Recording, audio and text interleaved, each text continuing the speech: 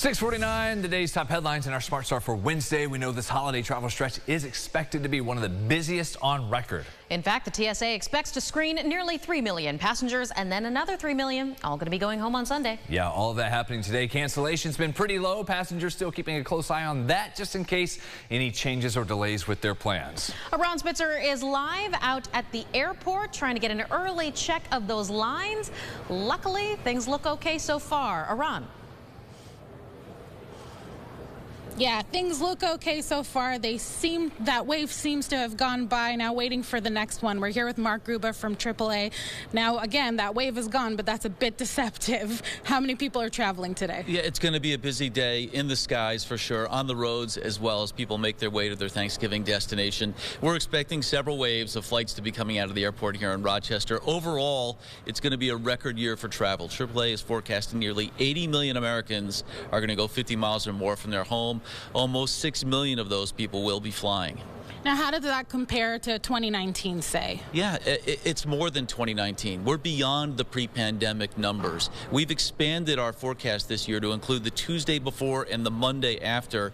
So you say, well, maybe that artificially inflates the number. The reality of it is, even if you factored in the Tuesday before and the Monday after back in 2019, we're still beyond those numbers. So Americans are traveling.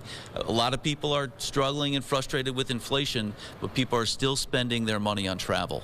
Now, why are people now considering? Any insight on why people are considering that Tuesday now? So, well, we're seeing more people leave earlier for their Thanksgiving vacation because they have more flexibility in their workplace. So many people have the option to work remotely.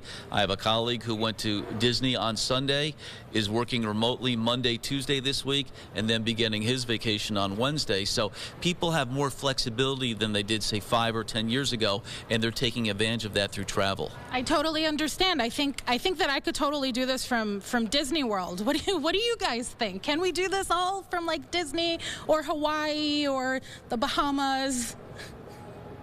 No, we cannot. Not if it's just you. If it's all of us, sure. Yes. Yeah, pay for our tickets. Yeah. Sunrise traffic update. The view from our Greater Rock Sky Eye in and out of downtown. Traffic starting to pick up there on 490. Again, most people, more than 70 million, as Mark has been telling us, expected to be driving. The main expressways are clear right now. We do want to show you some new images we just have in of an investigation into an accident in Pittsford. So this is right along the canal at East Jefferson and Knickerbocker roads. We have reached out to MCSO for updates. We will share that with you on air and online at rochesterfirst.com once we hear more from deputies.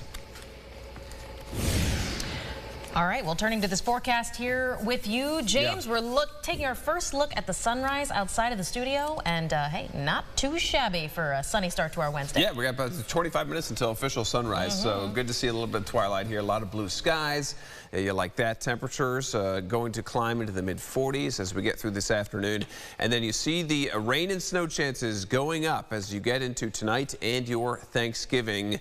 Yes, Thanksgiving Day travel issues. Reduced visibility, wet roads, snow showers around, but only accumulations on grassy surfaces. The cold air really sets in as we get into your weekend.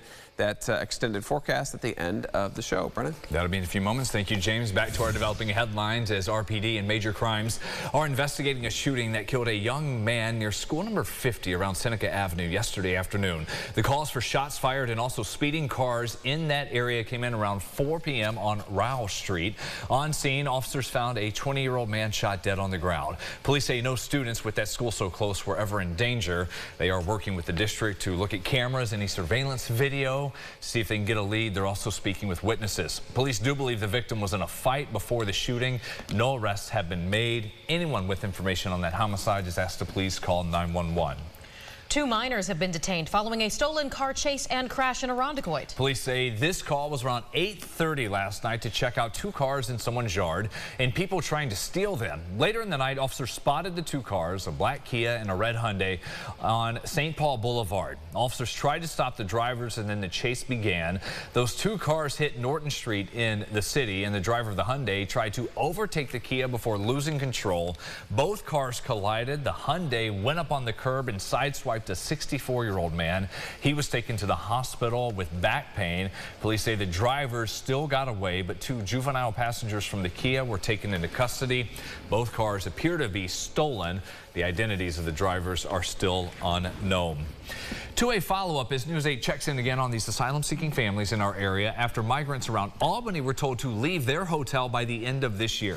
Well, here in Monroe County, the situation not quite the same as Albany. In fact, all of the families that were at a local hotel since July, they now live on their own. Since October of last year, the county has received 130 asylum-seeking families. We can expect at least another 70 more to join us over the next 2 years. IBURO says that no incoming families will have to go to those hotels, and the organization was hired to manage much of this, as DocGo is not used in this area. Most families have received their work permits, and they're either actively seeking jobs or they're already employed. We're also told that some families graduated the 12-month program, and they did so early, reaching self-sufficiency before that period, and they've integrated well into the community.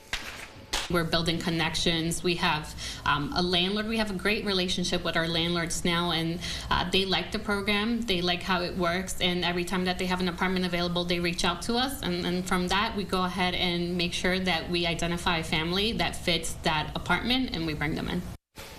While these families live and work here, their asylum cases are also moving forward.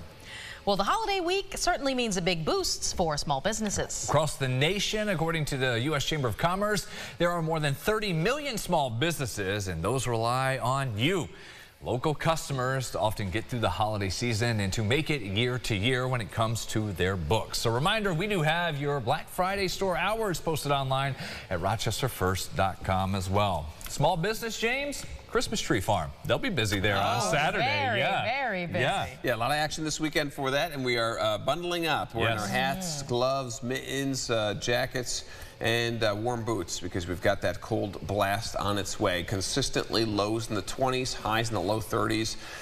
Man, we could be ice fishing maybe by late next week on the bay. Hey, I've heard folks asking me, when are we going to get to ice fish? And me, being the non-sport, say, I have no idea what you're talking about. Well, I don't think anybody's asked me that before.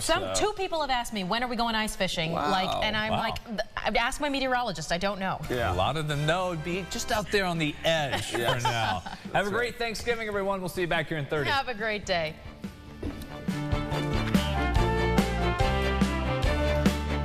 Follow News 8 wherever you are on rochesterfirst.com, Facebook, X, and on our app for news and weather.